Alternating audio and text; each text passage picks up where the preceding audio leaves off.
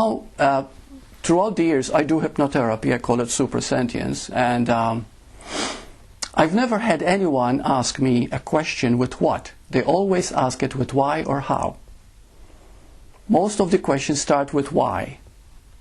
Why is this? Why is this happening? Why do I do that? Well, how do I do that then? How do I achieve it? Did you know that asking why and how is an avoidance of truth? Why am I suffering? Why is this happening to me? Why do I have to be like this? Why is life like this? You think you're asking, but down deep, you don't want to know. You want it to go away, but you don't want to look at it. So you ask why. You see?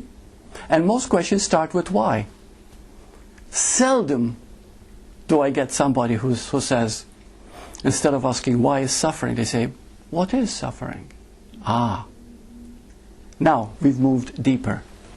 You see? How, for example. We ask how. You know that how, psychological how, okay? Do you know that the how is irresponsibility to love? For example, how many books have sold very well, psychological books? How to make love, how to have a great relationship, how to be friends with your wife, how to do this, how to do that. Do you really need these books if you have love in your heart? It's irresponsibility to love, so we ask how. About 20 years ago, Dale Carnegie came up with a book called How to Make Friends and Influence People. And it was a bestseller. And it was so popular. And and yet, when you read it, and it was beautifully written, it was great. And then no wonder it sold so well at that time. But when you read it, it's mundane, it's all surface. Be good, agree with other people, be kind, be compassionate. But you see, they don't tell you what these things really mean. What they mean is you, the being now. The being is compassion, is love, is peace, is joy, is happiness. The being that you are. You see? In this very moment. That's called looking deeper. Seeing deeper. See?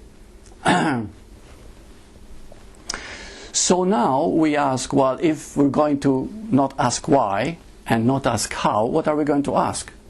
Ask what is.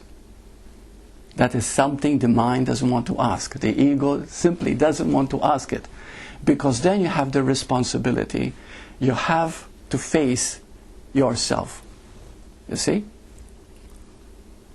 So, let's go back to the question, why am I suffering? Okay, stop. What is suffering? You see? And then when you look at suffering, you come back to the personal. I am suffering, you're not. I am suffering because I take everything personally. Because I am defending and protecting an image that simply does not exist. You see? You've taken it deeper. So that's what it means, to take it deeper. Now, we're talking a lot about going deeper. What does it mean to go deeper again, looking at it from a different vantage point? Now, I can give you 4 levels of going deeper. Now, please remember, these 4 levels are just to help us.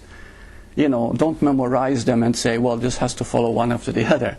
But this is just to help us. Okay, first, when you see a person acting out from the outside, whether it is rage or whether it is envy or jealousy or even violence, or whether it's depression, it doesn't matter what it is. Anything that's happening on the outside, there's only one reason for it.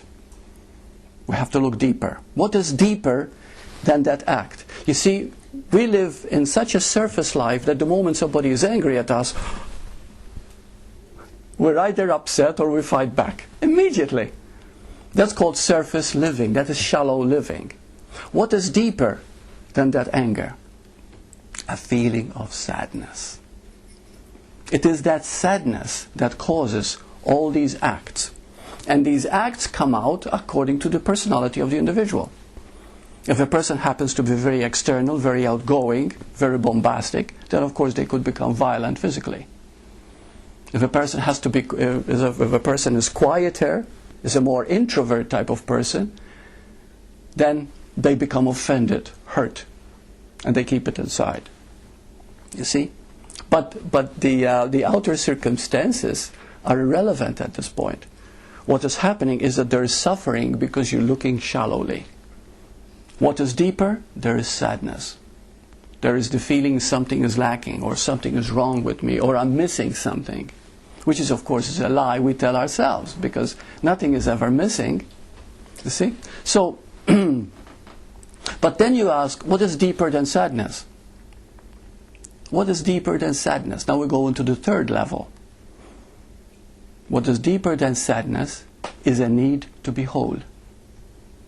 A need to be whole. But as long as you have a need to be whole, you can never be whole. It's just like you have a need for love. Everybody has a need for love. You see? But then you're telling yourself, I need love, therefore I am not love.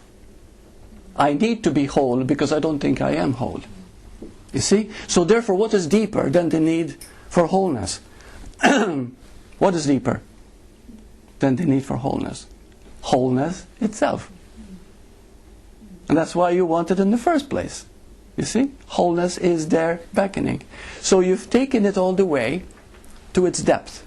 Now, wholeness itself. Wholeness itself does not create the surface circumstances you find yourself in. But it got there because you didn't know you were whole. You see? Now what does it mean to be whole? Because it sounds very good. W-H-O-L-E sounds great. You know what whole really means? It means you're spirit. It means you're nothing. It means you're emptiness. It means you're a being. You are just energy. You see? Not that it's kind of scary to the human. You see? This is where the human and the being have to really get together here.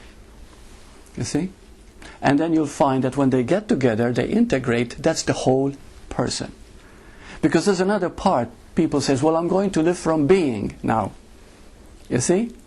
And then they deny the human frailties, the human negativity, the human this. They deny that. And if you deny the human, you're in worse off condition than before. You see? Because you're separating again. The point is never to separate. It's to accept whatever the human is and take it back to its zero denominator, which is wholeness itself. Okay? No separation. Now we were talking about going deeper. What is better, to transcend or to go deep? To go deep. Okay. Who else would like to say something? What is better, to transcend or to go deep? Same thing. Very good. They're both the same. And the reason I asked is so that we don't get tripped up by words. Okay? Words can say so many things, but in reality, we're always saying the same thing. Like when we talk about emptiness, people say, emptiness. And when you say spirit, oh yeah, I like spirit. You see, but they both mean the same thing. Okay, so this is where you have to listen deeper than the words. What the words are really saying, to understand. Can we all participate here? What made Eric heal even though he didn't know what was happening, or he didn't know what going deep meant? What made him heal? He was willing to look at his sadness and then accept it. That's right. Yeah. And even if he didn't want to accept it, the very looking at his sadness and believing that there's something deeper, you see, helped him to transcend sadness. You see, this is where deeper and transcend become one. See?